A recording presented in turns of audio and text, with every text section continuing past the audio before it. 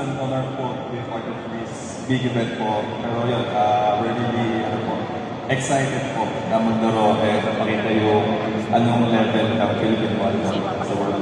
Kamusta naman ang samahan natin dito sa team natin? Ang tagal yung nag-training, saan pinagpuntang lupahalap sa mundo. What's it like being with this fine bunch of gentlemen that you're going to be competing with Chatting World Championship? Masaya po silang kasama, pero nakakapagod din.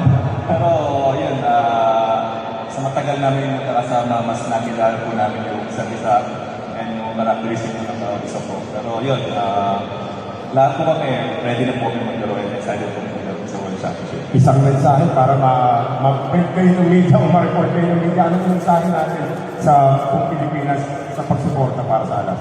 Ayan po sa lahat po ng volleyball fans and supporters po na men's volleyball po sa Pilipinas, please support us, Alas Men's, sa darating na World Championship.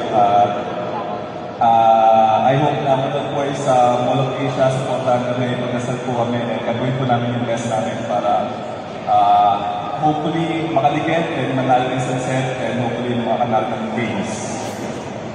Ladies and gentlemen, Marcus Mel.